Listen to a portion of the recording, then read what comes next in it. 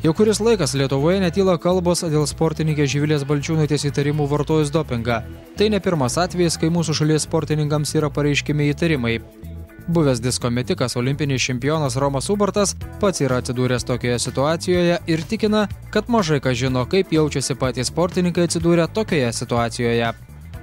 Visi supranta, kad nekaip jaučiasi, nes visą gyvenimą atidavę sportą ir žmonės, kaip sakoma, atidavę ne tik gyvenimą, bet ir jaunystės ir vaikystės kai kas.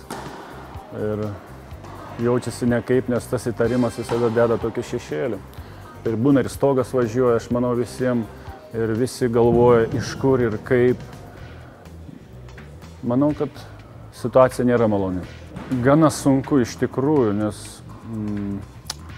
jeigu, pavyzdžiui, mėginiai yra, pirmą mėginiai yra, tai reiškia, visi galvoja, kad yra antram.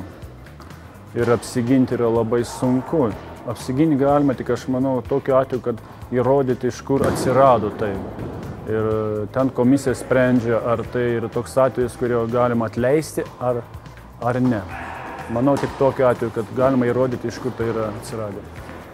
Psichologiškai yra labai sunku pirmiausia, nes jau į tave žiūri biškai kitaip žmonės, nes ir sportininkai, ir varžybų organizatoriai žiūri.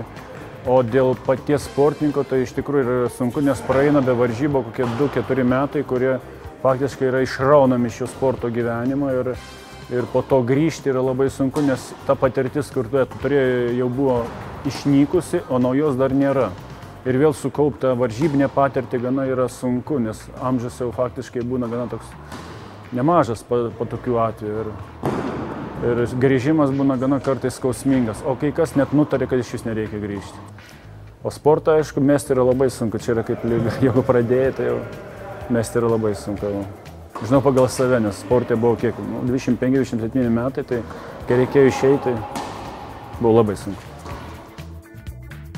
Ne tik atsisakyti sporto, bet ir pasiekti sportinių aukštumų, kurios pasiektos prieš skandalą, yra be galo sunku.